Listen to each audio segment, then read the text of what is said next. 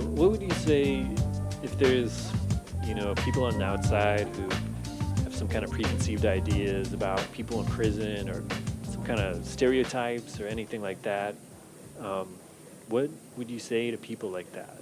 Not to be so closed-minded about people in prison and situations leading up to, we're all make mistakes. I mean, everybody does. And being in prison is not a place of lockup, of punishment, it's a place that we all have the chance to redirect our lives in a positive way. We all have hopes and stuff, as well believe me, I don't want to be here.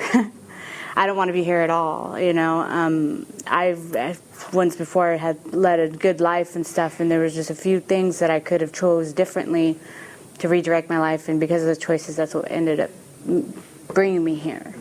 Some of us hope to change, some of us don't, some of us take the steps to do it, and it's just important and helpful to know that we have some of those resources and stuff that we need available to help that process. So that's what I'm doing here. I'm trying to redirect my life. I can't speak for everybody else, you know what I mean? But just not stereotype as us being all just criminals, and because you'd be surprised, some of the women who are here are just amazing, really. People get in trouble and they have times in their lives when they're down, but there is that big percentage of people that want to change, and then when you go back out, because I have a roommate and I talk to some of the other girls sometimes, and it's like when you talk to them, when they get out, it's like society looks down on them, so it's like they have nowhere to go or no one to turn to, and when they go or turn to the sources they do, it's like people are waiting for them to fail and fall, so it's just easier for them just to go back to the life that they already know, because there's nobody there pushing them and egging, coaching them on. So I think that's kind of sad how society does that. The fact that they're seen as a criminal wherever they go, they're seen as this one thing that they did, or maybe didn't do, but presumably did, and that there's so much assumption attached to that also, that people may not even know what they did, but they still have an attitude about what kind of person they're going to be, and whether or not they're fit as a mother, which I think a lot of times the answer is that people feel like they aren't fit, to choose mothering. They wanted to have my tubes tied, a tubal ligation. The doctor felt that I'm not,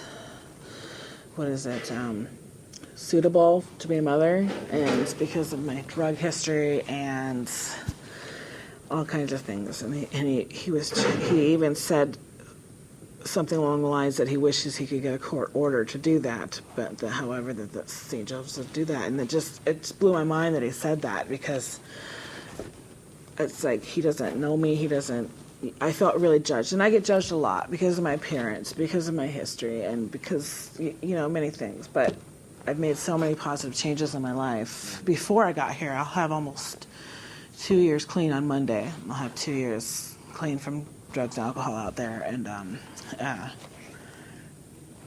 really have worked hard to get that, and so I'm ready to be a mom. It was my choice. This is probably my last child anyway, but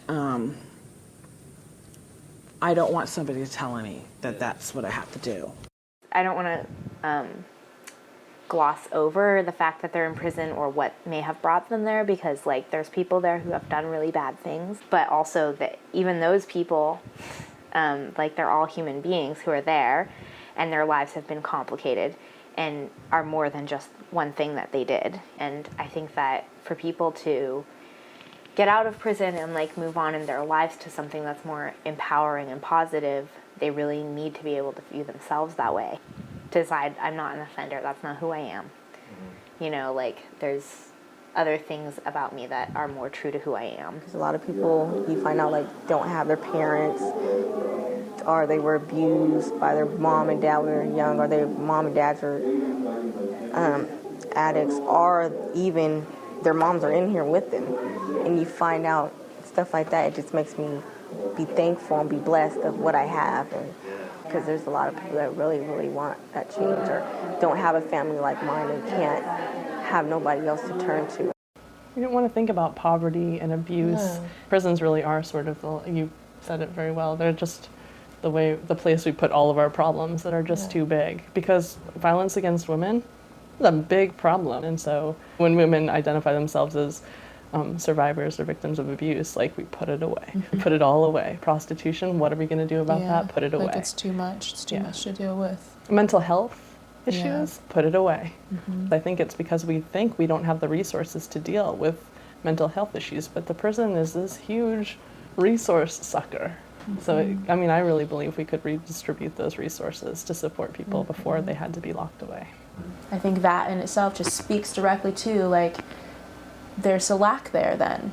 You know, someone who's like, okay, I understand this, it's clear, but there's not something there to help support then there to be momentum in a more positive or healing direction.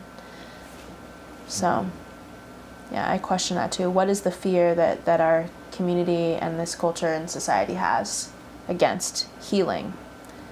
You know, it's maybe like the airing of the truth and calling people accountable, and where the responsibility really lies, and that maybe those who really hold that responsibility not wanting to just suck it up and face the darkness that's there and the ugliness and clear it out.